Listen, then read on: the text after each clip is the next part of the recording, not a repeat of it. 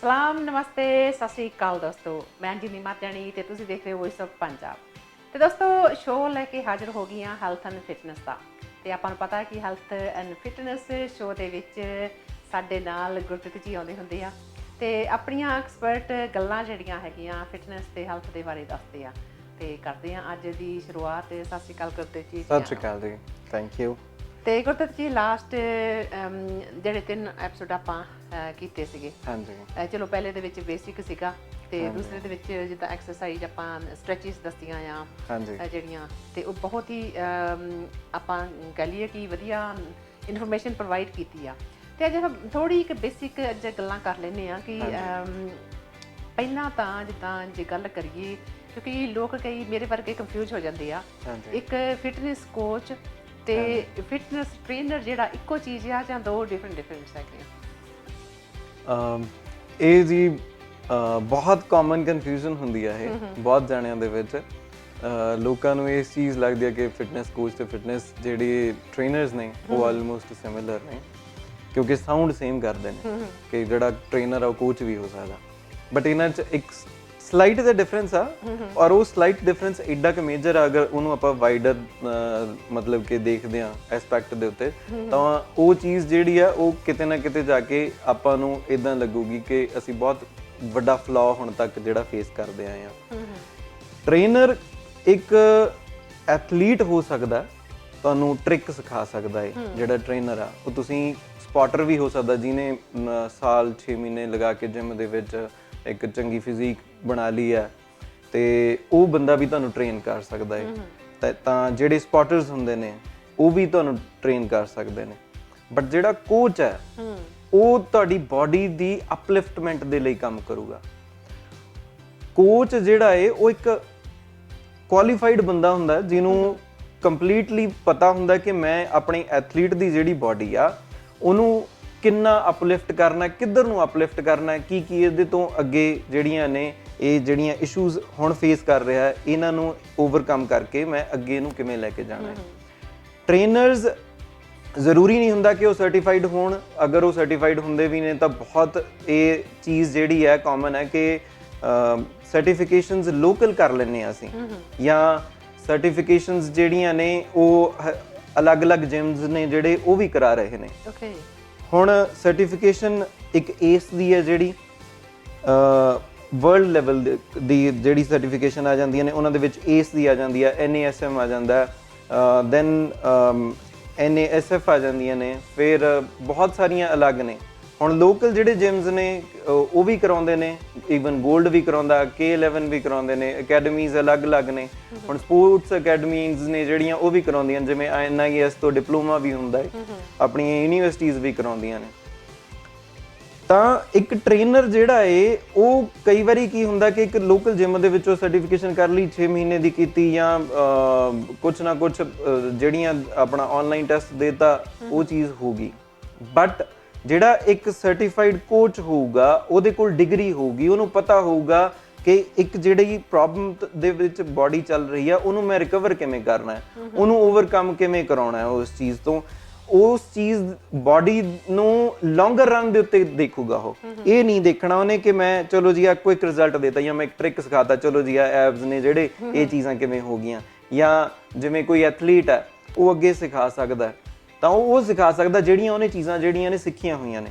ਪਰ ਇੱਕ ਕੋਚ ਜਿਹੜਾ ਏ ਉਹਨੇ ਬਹੁਤ ਸਾਰੇ ਐਸਪੈਕਟਸ ਦੇਖ ਕੇ ਚੱਲਣੇ ਨੇ, ਉਹਨੇ ਇਹ ਚੀਜ਼ ਦੇਖ ਕੇ ਚੱਲਣੀ ਹੈ। ਜਿਵੇਂ ਮੈਂ ਪਹਿਲਾਂ ਆਪਾਂ ਗੱਲ ਕਰ ਰਹੇ ਸੀ ਕਿ ਕਿਸੇ ਬੰਦੇ ਦੀ ਬਾਡੀ ਦੀ ਮੂਵਮੈਂਟ ਜਿਹੜੀ ਹੈ, ਰੇਂਜ ਆਫ ਮੋਸ਼ਨ ਹੈ ਉਹ ਘੱਟ ਹੁੰਦਾ ਹੈ, ਕਿਸੇ ਦਾ ਰੇਂਜ ਆਫ ਮੋਸ਼ਨ ਜ਼ਿਆਦਾ ਹੁੰਦਾ ਹੈ।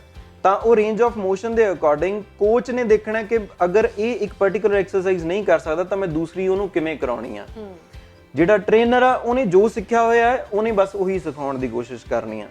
ਤਾਂ ਉਹ ਕਈ ਵਾਰੀ ਉਹ ਸਿਖਾਉਂਦੇ ਇੰਨੀਆਂ ਜ਼ਿਆਦਾ ਅੱਗੇ ਪ੍ਰੋਬਲਮਸ ਆ ਜਾਂਦੀਆਂ ਨੇ ਕਿ ਬੰਦੇ ਫਿਰ ਉਹਨੂੰ ਚੀਜ਼ ਨੂੰ ਜਿਹੜੀ ਆ ਉਹ ਨੁਕਸਾਨ ਫੇਸ ਕਰਦੇ ਨੇ। ਫਿਰ ਅਗਲਾ ਕਹਿੰਦਾ ਕਿ ਯਾਰ ਟ੍ਰੇਨਰ ਨੇ ਸਾਡਾ ਨੁਕਸਾਨ ਕਰਤਾ। ਹੁਣ ਟ੍ਰੇਨਰਸ ਦੀ ਇੱਕ ਹੋਰ ਜਿਹੜੀ ਚੀਜ਼ ਦੇਖਣ ਨੂੰ ਮਿਲਦੀ ਆ ਕਿ ਉਹਨਾਂ ਨੂੰ ਲਾਲਚ ਹੁੰਦਾ ਇਸ ਚੀਜ਼ ਦਾ, ਲਾਲਚ ਵੀ ਨਹੀਂ ਕਹਿ ਸਕਦੇ, ਕਿ ਉਹ ਪੇਡ ਘੱਟ ਹੁੰਦੇ ਨੇ। ਤਾਂ ਇੱਕ ਜਿਹੜਾ ਕੁਆਲੀਫਾਈਡ ਕੋਚ ਹੁੰਦਾ ਉਹ ਹਾਈਲੀ ਪੇਡ ਬੰਦਾ ਹੋਊਗਾ, ਉਹਦੇ ਕੋਲ ਸਾਰੀਆਂ ਚੀਜ਼ਾਂ ਦੇ ਆਨਸਰਸ ਹੋਣਗੇ। ਤੇ ਜਿਹੜਾ ਇੱਕ ਟ੍ਰੇਨਰ ਹੋਊਗਾ, ਟ੍ਰੇਨਰ ਨੂੰ ਇਦਾਂ ਹੁੰਦਾ ਕਿ ਯਾਰ ਮੈਂ ਸਪਲੀਮੈਂਟ ਵੇਚਦਾ ਜਾਂ ਮੈਂ ਆਹ ਚੀਜ਼ ਵੇਚਦਾ, ਮੈਨੂੰ ਇਹਦੇ ਚੋਂ ਮੁਨਾਫਾ ਹੋ ਜਾਵੇ, ਮੈਨੂੰ ਉਹਦੇ ਚੋਂ ਮੁਨਾਫਾ ਹੋ ਜਾਵੇ। ਬਟ ਇੱਕ ਕੋਚ ਜਿਹੜਾ ਉਹਨੂੰ ਰਿਜ਼ਲਟ ਤੱਕ ਮਤਲਬ ਹੁੰਦਾ, ਉਹਨੂੰ ਬਾਕੀ ਦੀਆਂ ਚੀਜ਼ਾਂ ਦੀ ਸੇਲ ਦੇ ਉੱਤੇ, ਕਿਸੇ ਚੀਜ਼ ਦੇ ਉੱਤੇ ਮਤਲਬ ਨਹੀਂ ਹੁੰਦਾ ਹੈਗਾ। ਇਹ ਚੀਜ਼ ਹੈ। ਬਾਕੀ ਟ੍ਰੇਨਰਸ ਜਿਹੜਾ ਨਾ ਅੱਜ ਬਹੁਤ ਇਹ ਆਪਾਂ ਨੂੰ ਕਾਮਨਲੀ ਦੇਖਣ ਨੂੰ ਮਿਲਦੀ ਹੈ ਕਿ ਕਿਸੇ ਨੇ 6 ਪੈਕ ਐਬਸ ਦੀਆਂ ਜਿਹੜੀਆਂ ਫੋਟੋਜ਼ ਪਾਤੀਆਂ ਤੇ ਸ਼ੇਅਰਿੰਗ ਹੋ ਗਈ, 4 ਲਾਈਕਸ ਆ ਗਏ, ਵਧੀਆ, ਤੇ ਉਹ ਬੰਦੇ ਨੂੰ ਆਟੋਮੈਟਿਕਲੀ ਟੈਗ ਲੱਗ ਜਾਂਦਾ ਕਿ ਜੀ ਇਹ ਫਿਟਨੈਸ ਐਕਸਪਰਟ ਆ। ਬਟ ਕੀ ਉਸ ਬੰਦੇ ਨੂੰ ਉਸ ਚੀਜ਼ ਦੀ ਸਾਇੰਸ ਪਤਾ ਹੈ? ਕੀ ਉਹ ਬੰਦਾ ਐਕਚੁਅਲ ਦੇ ਵਿੱਚ ਤੁਹਾਡੀ ਹੈਲਪ ਕਰ ਸਕਦਾ ਆਪਣਾ ਗੋਲ ਅਚੀਵ ਕਰਨਾ? ਤੁਹਾਡੀ ਸਕਿਨ ਕੰਡੀਸ਼ਨ ਦੇ ਵਿੱਚ ਔਰ ਮੇਰੀ ਸਕਿਨ ਕੰਡੀਸ਼ਨ ਦੇ ਵਿੱਚ ਜ਼ਮੀਨ ਅਸਮਾਨ ਦਾ ਫਰਕ ਹੈ। ਪਰ ਉਹ ਜਿਹੜੀ ਚੀਜ਼ ਆ ਉਹਨੂੰ ਕਰਬ ਕਿਵੇਂ ਕਰਨਾ ਉਹ ਇੱਕ ਕੋਚ ਦੱਸ ਸਕਦਾ, ਇੱਕ fitness expert, so called fitness expert ਜਿਹੜਾ ਉਹ ਨਹੀਂ ਦੱਸ ਸਕਦਾ। ਇਹ ਜਿਹੜੀ ਚੀਜ਼ ਆ ਇਹ ਲੌਂਗਰ ਰਨ ਦੇ ਉੱਤੇ ਬਹੁਤ ਨੁਕਸਾਨ ਦਿੰਦੀਆਂ ਨੇ। ਤੇ ਅੱਜ ਕੱਲ ਕਾਮਨਲੀ ਸਾਨੂੰ ਸੁਣਨ ਨੂੰ ਮਿਲਦਾ, ਮੇਰੀ ਜੀ ਸਕਿਨ ਢਲ ਗਈ ਆ, ਮੇਰੇ ਜੀ ਆ ਜਿਹੜੇ ਇਸ਼ੂਜ਼ ਨੇ, ਮੈਂ ਜਿਮ ਗਿਆ ਸੀ, ਮੈਨੂੰ ਉੱਥੇ ਉਹਨਾਂ ਨੇ ਆਹ ਸਪਲੀਮੈਂਟ ਦੇ ਦਿੱਤੇ, ਫਿਰ ਉਹ ਸਪਲੀਮੈਂਟਸ ਦੇ ਵਿੱਚੋਂ ਜੀ ਮੈਨੂੰ ਆ ਇੰਨੇ ਦਾ ਬਾਹਰੋਂ ਮਿਲਦਾ ਸੀ, ਆ ਮੈਨੂੰ ਇੰਨੇ ਦਾ ਦੇ ਦਿੱਤਾ ਉਹਨਾਂ ਨੇ, ਆ ਚਿਪਕਾਤਾ। ਇਹ ਜਿਹੜੀਆਂ ਚੀਜ਼ਾਂ ਨੇ ਇਹ ਕਾਮਨਲੀ ਸਾਨੂੰ ਦੇਖਣ ਨੂੰ ਮਿਲਦੀਆਂ ਨੇ। ਕਿਉਂਕਿ ਜਿਹੜੇ ਟ੍ਰੇਨਰਸ ਹਾਇਰ ਕੀਤੇ ਜਾਂਦੇ ਨੇ ਉਹ ਪਹਿਲੀ ਗੱਲ ਤਾਂ ਕੁਆਲੀਫਾਈਡ ਨਹੀਂ ਹੁੰਦੇ ਇੰਨੇ ਜ਼ਿਆਦਾ। ਫਿਰ ਉਹਨਾਂ ਨੂੰ ਅੱਗੇ ਜਿਹੜੀਆਂ ਚੀਜ਼ਾਂ ਦਿੱਤੀਆਂ ਜਾਂਦੀਆਂ ਨੇ, ਟਾਰਗੇਟਸ ਦਿੱਤੇ ਜਾਂਦੇ ਨੇ, ਉਹਨਾਂ ਦੇ ਉੱਤੇ ਉਹਨਾਂ ਦਾ ਫੋਕਸ ਹੁੰਦਾ ਹੈ। ਜਿਹੜਾ ਕੋਚ ਹੋਊਗਾ, ਕੋਚ ਨੂੰ ਇਸ ਚੀਜ਼ ਤੋਂ ਕੋਈ ਮਤਲਬ ਨਹੀਂ ਆ। ਜਿਹੜੀ ਜਿੱਦਾਂ ਆਪਾਂ ਆਮ ਜਿਮਸ ਦੇ ਵਿੱਚ ਇੱਥੇ ਜਿੱਦਾਂ ਕਹਿ ਲਈਏ ਕਿ gym trainer, personal trainer as a ਲੋਕਾਂ ਨੂੰ ਸ਼ੌਕ ਹੁੰਦਾ ਆ। ਅੱਜ ਕੱਲ੍ਹ ਹਰ ਇੱਕ ਨੂੰ, ਇਹ ਮੈਂ ਕਹੂੰਗੀ ਕਿ ਮੁੰਡਿਆਂ ਨੂੰ, ਅੱਜ ਕੱਲ੍ਹ ਲੇਡੀਜ਼ ਵੀ ਬਹੁਤ ਹੈਗੀਆਂ ਕਿ ਜਿਨ੍ਹਾਂ ਨੂੰ ਆਪਣੀ ਬੋਡੀ ਦਾ ਹੈਗਾ ਆ ਕਿ ਅਸੀਂ ਆਪਣੀ ਬੋਡੀ ਨੂੰ ਫਿਟ ਰੱਖਣਾ ਆ। ਸਰਟਨ ਏਰੀਆਸ ਹੋ ਜਾਂਦੇ ਹਰ ਇੱਕ ਦੇ ਵੀ ਜਿਨ੍ਹਾਂ ਨੂੰ ਐਕਸਟਰਾ ਕੇਅਰ ਦੇਣੀ ਪੈਂਦੀ ਆ ਫਿਟਨੈਸ ਵਾਸਤੇ। ਤੇ ਕੀ ਉਹ ਟ੍ਰੇਨਰਸ ਜਿਹੜੇ ਹੈਗੇ ਆ ਐਕਚੁਅਲੀ ਕੁਆਲੀਫਾਈਡ ਹੁੰਦੇ ਆ ਕਿ ਨਹੀਂ? ਇਹਦੇ ਵਿੱਚ ਵੀ ਇੱਕ ਚੀਜ਼ ਜਿਹੜੀ ਆ ਉਹ ਬਹੁਤ ਕਾਮਨਲੀ ਦੇਖਣ ਨੂੰ ਮਿਲਦੀ ਹੈ ਕਿ ਇੱਕ ਫੀਮੇਲ ਬਾਡੀ ਦੀ ਐਨਾਲੋਜੀ ਹੈ ਜਿਹੜੀ, ਉਹਦੀ ਐਨਾਟਮੀ ਹੈ ਜਿਹੜੀ, ਉਹ ਬਿਲਕੁਲ ਅਲੱਗ ਹੈ। ਇੱਕ ਫਿਜ਼ੀਓਲੋਜੀ ਫੀਮੇਲ ਦੀ, ਇੱਕ ਮੇਲ ਦੀ ਫਿਜ਼ੀਓਲੋਜੀ, ਮੇਲ ਦੀ ਤੇ ਫੀਮੇਲ ਦੀ ਐਨਾਟਮੀ ਹੈ ਜਿਹੜੀ ਉਹ ਕੰਪਲੀਟਲੀ ਡਿਫਰੈਂਟ ਹੁੰਦੀ ਹੈ। ਉਹ ਜੇ ਇੱਕ ਟ੍ਰੇਨਰ, ਸੋ ਕਾਲਡ ਟ੍ਰੇਨਰਸ ਦੀ ਗੱਲ ਕਰ ਰਿਹਾ ਮੈਂ, ਜੇ ਉਹਦੇ ਕੋਲ ਕਰਨਾ, ਉਹਨਾਂ ਨੂੰ ਸੇਮ ਹੀ ਲੱਗਦੀਆਂ ਨੇ ਉਹ ਚੀਜ਼ਾਂ, ਉਹਨਾਂ ਨੂੰ ਕੋਈ ਡਿਫਰੈਂਸ ਨਹੀਂ ਲੱਗਦਾ। ਉਹਨਾਂ ਨੇ ਕਹਿਣਾ ਕਿ ਹਾਂ ਜੇ ਮੈਂ ਆਹ ਕਰ ਸਕਦਾ ਤਾਂ ਇਹ ਵੀ ਇਹ ਕਰ ਸਕਦੇ ਨੇ। ਬਟ ਜਿਹੜਾ ਇੱਕ ਕੋਚ ਹੋਊਗਾ ਉਹਨੂੰ ਪਤਾ ਹੁੰਦਾ ਹੈ ਕਿ ਇੱਕ ਸਰਟਨ ਲੈਵਲ ਤੱਕ ਫੈਟ ਦੀ ਅਮਾਊਂਟ ਜਿਹੜੀ ਆ ਫੀਮੇਲ ਬਾਡੀ ਦੇ ਲਈ ਉਹ ਜ਼ਰੂਰੀ ਆ। ਕਿਉਂਕਿ ਨੇਚਰ ਨੇ ਫੀਮੇਲ ਨੂੰ ਅਲੱਗ ਬਣਾਇਆ ਹੈ। ਫੀਮੇਲ ਦੀ ਬਾਡੀ ਜਿਹੜੀ ਆ ਐਨਾਟਮੀ ਉਹ ਬਿਲਕੁਲ ਡਿਫਰੈਂਟ ਬਣਾਈ ਆ। ਫੀਮੇਲ ਨੇ ਅੱਗੇ ਰੀਪਰੋਡਿਊਸ ਕਰਕੇ ਬੱਚੇ ਪੈਦਾ ਕਰਨੇ ਨੇ, ਜਿਹੜੀ ਉਹਦਾ ਬਣਤਰ ਹੈ ਉਹ ਉਸ ਹਿਸਾਬ ਦੀ ਹੈ ਤਾਂ ਕਿ ਇੱਕ ਲੈਵਲ, ਸਰਟਨ ਲੈਵਲ ਤੱਕ ਫੈਟ ਦਾ ਜਿਹੜਾ ਡ੍ਰੌਪ ਆ ਸਕਦਾ। ਬਟ ਮੇਲਸ ਦੇ ਵਿੱਚ ਇਹ ਜਿਹੜਾ ਡ੍ਰੌਪ ਆ ਫੈਟ ਲੈਵਲਸ ਦਾ ਉਹ ਬਹੁਤ ਨੀਚੇ ਤੱਕ ਚਲੇ ਜਾਂਦਾ, 3% ਤੱਕ, 2% ਤੱਕ ਵੀ ਚਲੇ ਜਾਂਦਾ ਹੈ। ਇਹ ਤੋਂ ਬਾਅਦ ਜਿਹੜੇ ਨੇ ਡੇਂਜਰਸ ਲੈਵਲਸ ਆ ਜਾਂਦੇ ਨੇ, ਬਾਡੀ ਕੋਲੈਪਸ ਕਰ ਸਕਦੀ ਆ। ਬਟ ਲੋਕਾਂ ਨੂੰ ਲੱਗਦਾ ਕਿ ਜੇ ਇੱਕ ਫੀਮੇਲ ਬਾਡੀ ਹੈ ਜੀ, ਇਹਦੇ ਵਿੱਚ ਫੈਟ ਲੈਵਲ ਚੱਲ ਰਿਹਾ ਹੈ ਜੀ ਅਰਾਊਂਡ 15%, 12 ਤੋਂ 15% ਚੱਲ ਰਿਹਾ, ਇਹ ਤਾਂ ਜੀ ਬਹੁਤ ਹੈਵੀ ਆ। ਨਹੀਂ, ਇੱਕ ਫੀਮੇਲ ਬਾਡੀ ਦੇ ਲਈ 8 ਤੋਂ 12% ਦੇ ਵਿੱਚ ਇਜ਼ ਮੋਰ ਦੈਨ ਇਨਫ। ਉਹ ਬਹੁਤ ਹੈਲਦੀ ਬਾਡੀ ਆ, ਉਹ ਕੋਈ ਪ੍ਰੋਬਲਮ ਨਹੀਂ ਆ। ਇੱਕ ਮੇਲ ਦੇ ਵਿੱਚ ਅਗਰ ਸਿੰਗਲ ਡਿਜਿਟ ਦੇ ਵਿੱਚ ਆ ਜਾਂਦੀ ਹੈ ਤਾਂ ਉਹ ਹੈਲਦੀ ਬਾਡੀ ਆ। ਉਹ 10% ਦੇ ਉੱਤੇ ਵੀ ਉਹ ਇੱਕ ਹੈਲਦੀ ਬਾਡੀ ਮੰਨ ਸਕਦੇ ਆਪਾਂ। ਜ਼ਰੂਰੀ ਨਹੀਂ ਹੈ ਕਿ ਐਬਸ ਕੱਢ ਕੇ ਚਿਜ਼ਲਡ ਐਬਸ ਹੋਣੀਆਂ ਜ਼ਰੂਰੀ ਨੇ, ਜਾਂ ਸਾਡੇ ਲੀਨ ਬਾਡੀ, ਮਸਕੂਲਰ ਮਾਸ ਜਿਹੜਾ ਹੈ ਉਹ ਦਿਖਣਾ ਜ਼ਰੂਰੀ ਹੈ। ਨਹੀਂ, ਇੱਕ ਹੈਲਦੀ ਬਾਡੀ ਤੇ ਇੱਕ ਜਿਹੜੀ ਬਾਡੀ ਬਿਲਡਰ ਦੀ ਬਾਡੀ ਆ ਉਹਦੇ ਵਿੱਚ ਵੀ ਡਿਫਰੈਂਸ ਹੈ ਇਸ ਚੀਜ਼ ਦਾ, ਜਿਹੜਾ ਮੈਂ ਦੱਸਣਾ ਚਾਹੂੰਗਾ ਇੱਥੇ। ਤਾਂ ਲੋਕ ਸੋਚਦੇ ਨੇ ਕਿ ਜਿਹੜਾ ਇੱਕ ਟ੍ਰੇਨਰ ਹੈ ਜੀ ਉਹਦੇ ਕੋਲ ਅਸੀਂ ਟ੍ਰੇਨ ਕਰਕੇ ਜਿਹੜੀਆਂ ਇਹ ਚੀਜ਼ਾਂ ਜਿਹੜੀਆਂ ਨੇ ਅਸੀਂ ਟਾਰਗੇਟਸ ਨੇ ਉਹ ਅਚੀਵ ਕਰ ਲਾਂਗੇ। ਬਟ ਤੁਸੀਂ ਉਸ ਚੀਜ਼ ਦਾ ਇਹ ਨਹੀਂ ਪਤਾ ਤੁਹਾਨੂੰ ਕਿ ਕੀ ਉਹ ਹੈਲਦੀ ਰਹੂਗੀ ਕਿ ਨਹੀਂ ਰਹੂਗੀ। ਤਾਂ ਇਹ ਜਿਹੜਾ ਕੋਚ ਆ ਉਹ ਦੱਸ ਸਕਦਾ ਕਿ ਇੱਕ ਸਰਟਨ ਲੈਵਲ ਤੋਂ ਬਾਅਦ ਜਾ ਕੇ ਡੇਂਜਰਸ ਲੈਵਲਸ ਨੇ ਜਿਹੜੇ ਉਹ ਹਿੱਟ ਕਰਨੇ ਸਟਾਰਟ ਹੋ ਸਕਦੇ ਨੇ। ਲੇਟਰ ਔਨ ਇਹ ਪ੍ਰੋਬਲਮ ਹੋਊਗੀ ਤੁਹਾਨੂੰ ਲਾਈਫ ਦੇ ਵਿੱਚ, ਉਹ ਇਹ ਕਦੇ ਨਹੀਂ ਸੁਜੈਸਟ ਕਰੂਗਾ।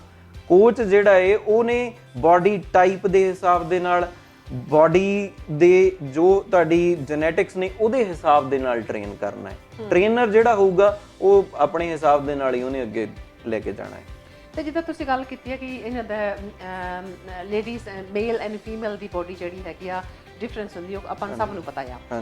ਬਟ ਕਈ ਵਾਰ ਜਿੱਦਾਂ ਹੁੰਦਾ ਕਿ ਜਿਮ ਟ੍ਰੇਨਰਸ ਜਿਹੜੇ ਹੈਗੇ ਆ ਆਪਾਂ ਗੱਲ ਕਰੀਏ, ਉਹਨਾਂ ਕੋਲ ਲੇਡੀ ਚਲ ਜਾਂਦੀ ਆ ਜਾਂ ਮੇਲ ਹੈਗਾ ਆ, ਉਹਨੇ ਤਾਂ ਮੇਨ ਦੋ ਪਾਰਟੀ ਮੁੰਡਿਆਂ ਨੂੰ ਹੁੰਦੇ ਕਿ ਹਾਂਜੀ ਡੋਲੇ ਬਣਾਉਣੇ ਆ ਤਾਂ 6 ਪੈਕ ਬਣਾਉਣੇ ਆ, ਤੇ ਕੁੜੀਆਂ ਦੀ ਪ੍ਰੋਬਲਮਸ ਤੁਹਾਨੂੰ ਪਤਾ ਹੀ ਹੈਗੀ ਆ ਮੇਨਲੀ ਕੀ ਹੁੰਦੀ ਆ, ਸਟਮਕ ਦੀ ਹੈਗੀ ਆ, ਜਾਂ ਆਪਾਂ ਕਹਿ ਲਈਏ ਅਪਰ ਆਰਮਸ ਜਿਹੜੀਆਂ ਇਹਨਾਂ ਤੇ, ਜਾਂ ਅਪਰ ਬੈਕ ਜਿਹੜੀ ਹੈਗੀ ਆ ਉੱਤੇ ਚਰਬੀ ਜਿਹੜੀ ਹੈ ਕਿ ਬਹੁਤ ਹੀ ਹੱਦ ਤੱਕ ਇਕੱਠੀ ਹੋ ਜਾਂਦੀ ਆ, ਜਾਂ ਆਪਾਂ ਕਹਿ ਲਈਏ ਕਿ ਥਾਈ ਏਰੀਆ ਜਿਹੜਾ ਹੈਗਾ, ਤੇ ਕੀ ਧਿਆਨ ਵਿੱਚ ਉਸ ਆਪਾਂ ਜੇ ਫੀਮੇਲ ਦੀ ਗੱਲ ਕਰੀਏ ਤੇ ਕੀ ਉਸ ਟ੍ਰੇਨਰ ਨੂੰ ਜਾਂ ਉਸ ਕੋਚ ਨੂੰ ਧਿਆਨ ਰੱਖਣਾ ਚਾਹੀਦਾ ਆ ਜਦੋਂ ਫੀਮੇਲਸ ਨੂੰ ਐਡਵਾਈਸ ਦਿੰਦੇ ਆ weight lose ਕਰਨਾ ਜਾਂ ਬੋਡੀ ਨੂੰ ਟੋਨ ਅਪ ਕਰਨ ਵਾਸਤੇ? ਲੂਜ਼ ਕਰਨਾ ਤੇ ਟੋਨ ਅਪ ਕਰਨਾ, ਇਹ ਜਿਹੜੀਆਂ ਦੋ ਟਰਮਸ ਤੁਸੀਂ ਹੁਣ ਮੈਂਸ਼ਨ ਕੀਤੀਆਂ ਨੇ, ਇਹ ਚੀਜ਼ਾਂ ਬਹੁਤ ਕਾਮਨਲੀ ਅੱਜ ਕੱਲ੍ਹ ਮਾਰਕੀਟ ਦੇ ਵਿੱਚ ਚੱਲਦੀਆਂ ਨੇ। ਜਦੋਂ ਤੁਸੀਂ ਲੂਜ਼ ਕਰਦੇ ਹੋ ਤਾਂ ਹਮੇਸ਼ਾ ਇੱਕ ਜਿਹੜਾ ਕੋਚ ਤੁਹਾਨੂੰ ਕਰਾਊਗਾ, ਲੂਜ਼ ਕਰਾਊਗਾ, ਉਹ ਤੋਂ ਬਾਅਦ ਤੁਹਾਨੂੰ ਟੋਨ ਅਪ ਕਰਨ ਦੀ ਜ਼ਰੂਰਤ ਨਹੀਂ ਪੈਣੀ। ਰੀਜ਼ਨ ਬੀਇੰਗ ਕਿ ਉਹ ਇੱਕ ਸਲੀਕੇ ਦੇ ਨਾਲ ਕਰਾਊਗਾ, ਇੱਕ ਤਰਤੀਬ ਦੇ ਨਾਲ ਕਰਾਊਗਾ। ਉਹਦੇ ਵਿੱਚ ਇਹ ਨਹੀਂ ਹੋਊਗਾ ਕਿ ਤੁਸੀਂ ਅਗਰ ਲੂਜ਼ ਕਰ ਰਹੇ ਹੋ ਤੁਹਾਡੀ ਸਕਿਨ ਢਲਕ ਰਹੀ ਹੈ ਜਾਂ ਤੁਹਾਡੀ ਸਕਿਨ ਦੇ ਵਿੱਚ ਬਾਡੀ ਪਾਰਟਸ ਦੇ ਵਿੱਚ ਸੈਗਿੰਗ ਆ ਰਹੀ ਹੈ, ਇਦਾਂ ਦੀਆਂ ਚੀਜ਼ਾਂ ਨਹੀਂ ਹੋਣਗੀਆਂ। ਹੁਣ ਇੱਕ ਚੀਜ਼ ਜਿਹੜੀ ਹੈ ਬਹੁਤ ਕਾਮਨਲੀ ਸੁਣਨ ਨੂੰ ਮਿਲਦੀ ਹੈ, ਮੈਂ ਜੀ ਇੱਥੇ ਤੋਂ weight ਘਟਾਉਣਾ, ਮੈਂ ਜੀ ਸਾਈਡਸ ਤੋਂ ਘਟਾਉਣਾ, ਮੈਂ ਥਾਈਜ਼ ਤੋਂ ਘਟਾਉਣਾ, ਮੇਰੇ ਥਾਈਜ਼ ਹੈਵੀ ਨਹੀਂ ਆ, ਮੇਰੇ ਹਿਪਸ ਏਰੀਆ ਦੇ ਵਿੱਚ ਜ਼ਿਆਦਾ ਹੈਵੀਨੈਸ ਆ, ਜਾਂ ਮੇਰੀ ਬੈਕ ਜ਼ਿਆਦਾ ਹੈਵੀ ਆ। ਇੱਕ ਚੀਜ਼ ਮੈਂ ਤੇ ਹਮੇਸ਼ਾ ਕਹਿੰਦਾ ਵੀ ਆਇਆ ਤੇ ਅੱਜ ਮੈਂ ਬਹੁਤ ਕਲੀਅਰ ਕੱਟ ਕਹਿਣਾ ਹੈ ਕਿ ਸਪੌਟ ਰਿਡਕਸ਼ਨ ਨਾਮ ਦੀ ਕੋਈ ਚੀਜ਼ ਨਹੀਂ ਆ।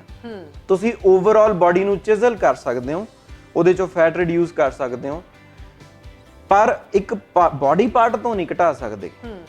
ਹਾਂ, ਉਸ ਚੀਜ਼ ਦਾ ਟੋਨ ਅਪ, ਅਗਰ ਮੰਨ ਲਓ ਤੁਹਾਡੀ ਸਕਿਨ ਜਿਹੜੀ ਆ ਉਹ ਬਹੁਤ ਜ਼ਿਆਦਾ ਲੂਜ਼ ਹੋ ਗਈ ਆ, ਤੁਸੀਂ ਪਿੱਛੇ ਜਿਹੜੀਆਂ ਨੇ ਉਹ ਗਲਤੀਆਂ ਕਰਕੇ ਹੁਣ ਤੁਸੀਂ ਇੱਕ ਸਹੀ ਰਾਸਤੇ ਦੇ ਉੱਤੇ ਆ ਰਹੇ ਹੋ, ਤੁਹਾਨੂੰ ਪਤਾ ਨਹੀਂ ਸੀ ਪਹਿਲਾਂ, ਤਾਂ ਉਹਦੇ ਲਈ ਤੁਹਾਨੂੰ ਟੋਨ ਅਪ ਕਰਨ ਦੇ ਲਈ ਇੰਨੀ ਹੋ ਸਕਦਾ ਕਿ ਤੁਸੀਂ ਉਹਦੇ ਲਈ ਥੋੜਾ ਜਿਹਾ ਐਕਸਟਰਾ ਕੰਮ ਕਰਕੇ, ਜਿਵੇਂ ਮੰਨ ਲਓ ਇੱਥੇ ਦੀ ਸਕਿਨ ਹੈ ਤਾਂ ਅਸੀਂ ਟ੍ਰਾਈਸੈਪ ਦਾ ਵਰਕਆਊਟ ਜਿਹੜਾ ਉਹਨਾਂ ਨੂੰ ਥੋੜਾ ਜਿਹਾ ਜ਼ਿਆਦਾ ਕਰਾ ਕੇ ਉੱਥੇ ਮਸਕੂਲੈਰਿਟੀ ਲੈ ਕੇ ਆ ਸਕਦੇ ਹਾਂ।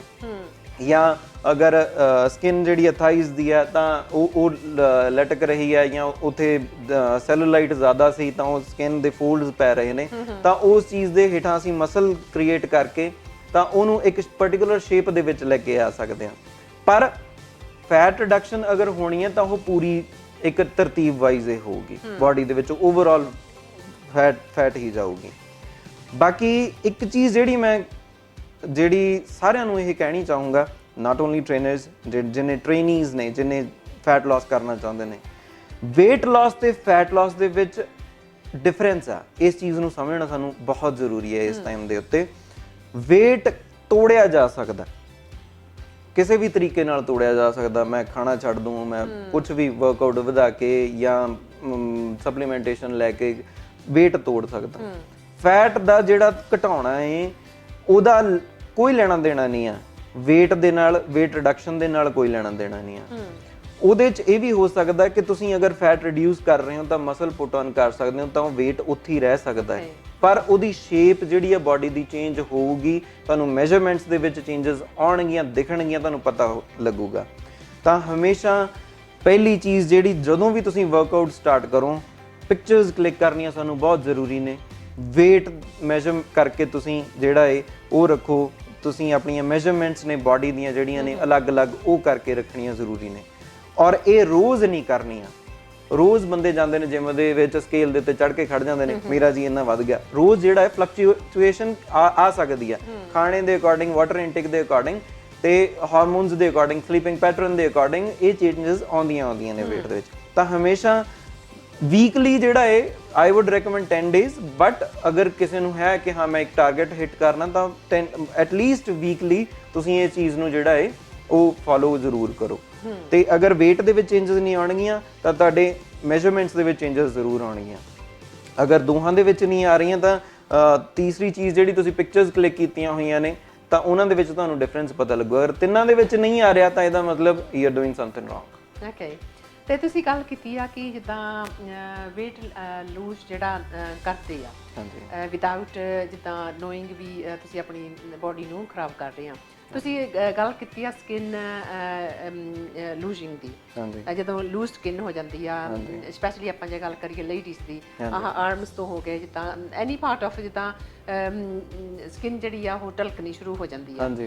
ਕੀ ਰੀਜ਼ਨ ਹੈਗਾ ਆ ਕਿ ਵੇਟ ਅਸੀਂ ਇੱਕਦਮ ਉਹ ਘਟਾ ਲੈਂਦੇ ਆ, ਜਾਂ ਕੀ ਪ੍ਰੋਸੈਸ ਕਰਨੀ ਚਾਹੀਦੀ ਆ ਵੇਟ ਲੂਜ਼ ਕਰਨ ਨੂੰ, ਜਿਹਦੇ ਨਾਲ ਜਿੱਦਾਂ ਸਕਿਨ ਚਾਹੇ ਫੇਸ ਦੀ ਹੋਵੇ ਜਾਂ ਕਿਸੇ ਵੀ ਪਾਰਟ 'ਤੇ ਆਪਾਂ ਕਹਿ ਲਈਏ ਕਿ ਜੇ ਘਰੋਂ ਵਿੱਚੋਂ ਫੈਟ ਮਸਲਸ ਹੀ ਨਿਕਲ ਗਏ ਤਾਂ ਸਕਿਨ ਹੋਲਡ ਕਿਹਦੇ ਨਾਲ ਹੋਣੀ ਆ? ਤੁਸੀਂ ਆਨਸਰ ਆਪ ਹੀ ਦੇਤਾ ਜੀ ਐਕਚੁਅਲੀ ਐਂਡ ਦੇ ਵਿੱਚ ਆ ਕੇ, ਕਿ ਜਿਵੇਂ ਇੱਕ ਟੀ-ਸ਼ਰਟ ਆ, ਟੀ-ਸ਼ਰਟ ਆਪਾਂ ਨੇ ਇਕੱਠੀ ਕਰਕੇ ਇੱਥੇ ਰੱਖਤੀ ਤਾਂ ਉਹਦੇ ਵਿੱਚ ਕੁਝ ਨਹੀਂ ਆ, ਤਾਂ ਉਹ ਇਦਾਂ ਹੀ ਢਲਕ ਜਾਣੀ ਆ। ਸੇਮ ਚੀਜ਼ ਹੋ ਜਾਂਦੀ ਹੈ ਸਾਡੀ ਬਾਡੀ ਦੀ।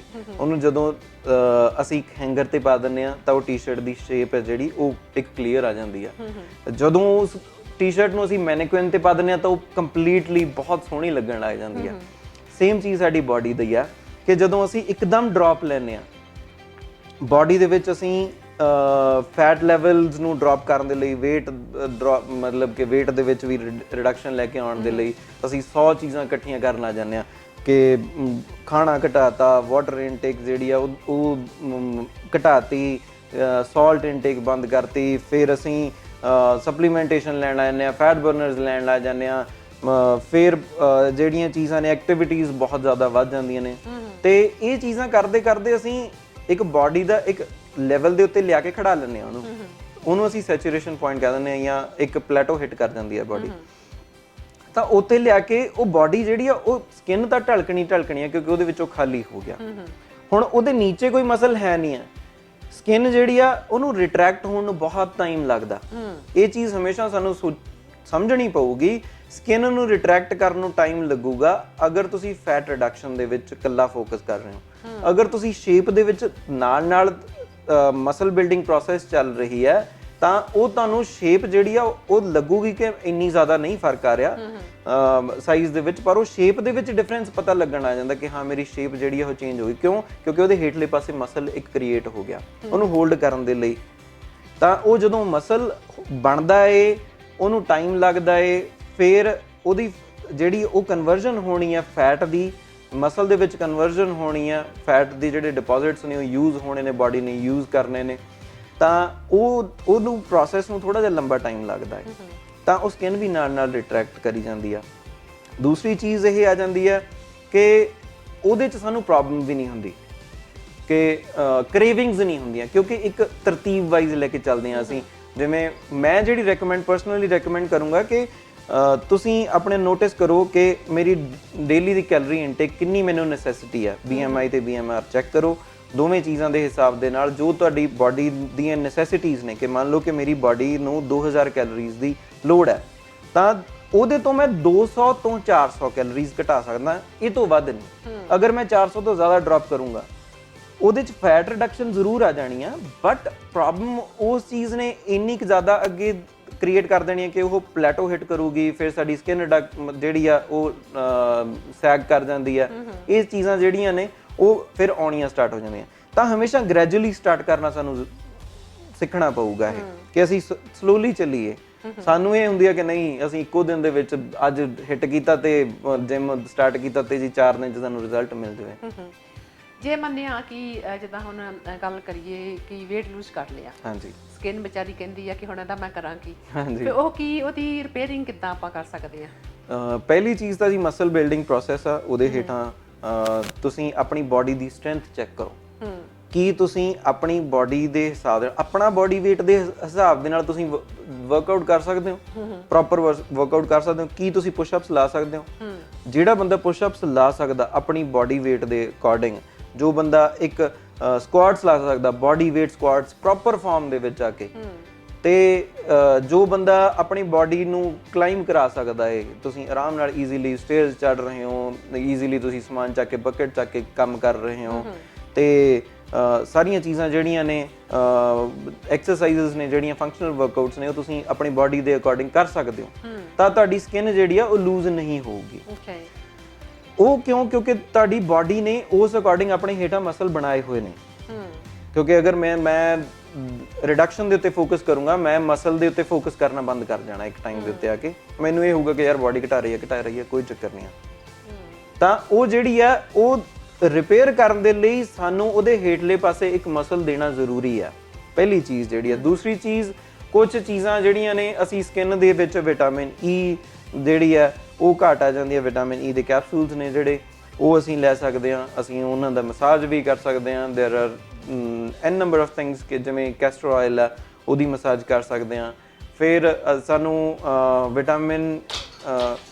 ਵਿਟਾਮਿਨ ਸੀ ਦੀ ਕਮੀ ਹੋ ਜਾਂਦੀ ਹੈ, ਸਕਿਨ ਦੇ ਲਈ ਵਿਟਾਮਿਨ ਸੀ ਹੈ ਜਿਹੜਾ ਉਹ ਬਹੁਤ ਇੰਪੋਰਟੈਂਟ ਹੁੰਦਾ ਹੈ, ਤਾਂ ਉਹਦੀ ਇਨਟੇਕ ਪ੍ਰੋਪਰ ਚਾਹੀਦੀ ਆ। ਤਾਂ ਵਿਟਾਮਿਨ ਡੀ ਸਾਨੂੰ ਸਨ ਤੋਂ ਹੈ ਜਿਹੜਾ ਉਹ ਘੱਟ ਅੱਜ ਕੱਲ੍ਹ ਮਿਲਦਾ ਕਿਉਂਕਿ ਅਸੀਂ ਇੰਡੋਰਸ ਰਹਿੰਦੇ ਹਾਂ ਸਾਰੇ। ਤਾਂ ਇਹ ਜਿਹੜੀਆਂ ਚੀਜ਼ਾਂ ਨੇ ਉਹ ਦੇਖਣਾ ਜ਼ਰੂਰੀ ਹੈ।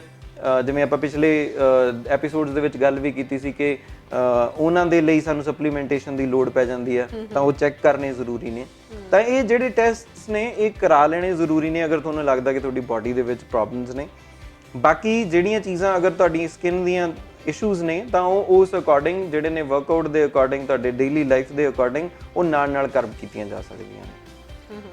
ਤੇ ਗੁਰਦੀਪ ਜੀ, ਉਮੀਦ ਕਰਦੀ ਹਾਂ ਕਿ ਜਿਹੜੀ ਤੁਸੀਂ ਇਨਫੋਰਮੇਸ਼ਨ ਅੱਜ ਪ੍ਰੋਵਾਈਡ ਕੀਤੀ ਆ ਤਾਂ ਬਹੁਤ ਹੀ ਤਾਂ ਯੂਸਫੁਲ ਹੋਊਗੀ, ਕਿਉਂਕਿ ਇਹ ਚੀਜ਼ਾਂ ਬਹੁਤ ਹੀ ਇੰਪੋਰਟੈਂਟ ਹੁੰਦੀਆਂ। ਕਿਉਂਕਿ ਭਾਵੇਂ ਮੈਂ ਖੁਦ ਵੀ ਹੈਗੀ ਹਾਂ, ਕਿਉਂਕਿ ਹੁਣ ਕਰੋਨਾ ਦੇ ਨਾਲ ਹਰ ਇੱਕ ਨੇ ਆਪਣਾ ਵਧਾਇਆ ਤਾਂ ਨਹੀਂ, ਆਪਾਂ ਕਹਿ ਲਵਾਂਗੇ ਕਿ ਜਦੋਂ ਘਰ ਤੁਸੀਂ ਹੁੰਦੇ ਫ੍ਰੀ ਟਾਈਮ ਹੁੰਦਾ, ਐਕਸਰਸਾਈਜ਼ ਨਹੀਂ ਹੁੰਦੀ ਤੇ ਆਟੋਮੈਟਿਕਲੀ ਜਦੋਂ ਸਪੈਸ਼ਲੀ ਹੁਣ ਇਸ ਟਾਈਮ ਸੀਗਾ ਤੇ ਘਰਾਂ ਦੇ ਵਿੱਚ ਫੈਮਿਲੀ ਮੈਂਬਰਸ ਹੁੰਦੇ ਸੀ, ਖਾਣਾ ਜਿਹੜਾ ਹੈਗਾ ਤੁਸੀਂ ਲੋੜ ਤੋਂ ਵੱਧ ਖਾ ਲੈਂਦੇ ਆ, ਇੱਦਾਂ ਦੀ ਚੀਜ਼ਾਂ ਜਿਹੜੀਆਂ ਆ ਨਹੀਂ, ਫਿਰ ਉਹ ਇੱਕ ਸਰਟਨ ਟਾਈਮ ਆ ਜਾਂਦਾ ਜੇ ਤੁਸੀਂ ਆਪਣੀ ਬੋਡੀ ਨੂੰ ਦੇਖਦੇ ਆ ਤੇ ਕਹਿੰਦੇ ਨਹੀਂ ਇਹਨੂੰ ਕੁਝ ਕਰਨਾ ਹੀ ਪੈਣਾ, ਫਿਰ ਇੱਕਦਮ ਤੁਸੀਂ ਸਾਰਾ ਕੁਝ ਰਿਡਿਊਸ ਕਰਕੇ ਆਪਣੀ ਬੋਡੀ ਨੂੰ ਵਿਚਾਰੀ ਨੂੰ ਇੱਦਾਂ ਦੀ ਸ਼ੇਪ ਦੇ ਵਿੱਚ ਲੈ ਆਉਂਦੇ ਆ, ਫਿਰ ਬਾਅਦ ਵਿੱਚ ਪਛਤਾਉਂਦੇ ਆ। ਤੇ ਉਮੀਦ ਕਰਦੀ ਆ ਕਿ ਸਾਡੇ ਦੋਸਤਾਂ ਨੂੰ ਤੁਹਾਡੀ ਇਹ ਦਿੱਤੀ ਹੋਈ ਇਨਫੋਰਮੇਸ਼ਨ ਜਿਹੜੀ ਹੈਗੀ ਆ ਪਸੰਦ ਆਈ ਹੋਗੀ। ਤਾਂ ਹੁਣ ਨੈਕਸਟ ਐਪੀਸੋਡ ਵਿੱਚ ਕੀ ਸਾਡੇ ਦਰਸ਼ਕਾਂ ਨੂੰ ਤੁਸੀਂ ਦੱਸੋਗੇ? ਲਾਸਟ ਵੀਕ ਆਪਾਂ ਨੇ ਕੀਤਾ ਸੀਗਾ ਜੀ ਅਪਰ ਬਾਡੀ ਦਾ ਵਰਕਆਊਟ ਕੀਤਾ ਸੀ, ਤਾਂ ਇਸ ਜਿਹੜਾ ਇਹ ਨੈਕਸਟ ਆਊਗਾ ਉਹਦੇ ਵਿੱਚ ਆਪਾਂ ਲੋਅਰ ਬਾਡੀ ਦਾ ਕਰਾਂਗੇ। ਓਕੇ, ਹਾਂਜੀ।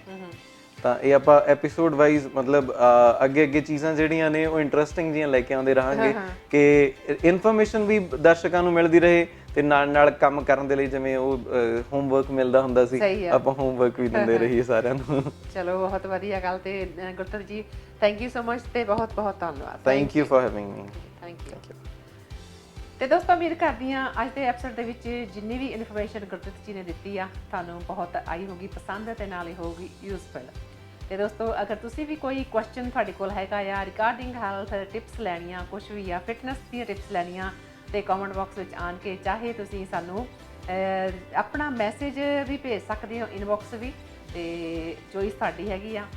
ਕੋਈ ਵੀ ਕੁਐਸਚਨ ਹੋਵੇ ਜਾਂ ਕਿਸੇ ਵੀ ਕਿਸਮ ਦੀ ਐਡਵਾਈਸ ਲੈਣੀ ਆ ਤੇ ਗੁਰਦੀਪ ਜੀ ਨੂੰ ਤੁਸੀਂ ਮੈਸੇਜ ਭੇਜ ਸਕਦੇ ਹੋ। ਸਕਰੀਨ ਦੇ ਉੱਤੇ ਨੰਬਰ ਸਾਡੇ ਆਉਂਦੇ ਫਲੈਸ਼ ਹੁੰਦੇ ਰਹਿੰਦੇ ਆ, ਤੇ ਨਾਲ ਦੀ ਨਾਲ ਈਮੇਲ ਵੀ ਹੈਗੀ ਆ ਜੇਕਰ ਤੁਸੀਂ ਈਮੇਲ ਲਿਖ ਕੇ ਕੁਝ ਵੀ ਪੁੱਛਣਾ ਚਾਹੁੰਦੇ ਹੋ ਤਾਂ।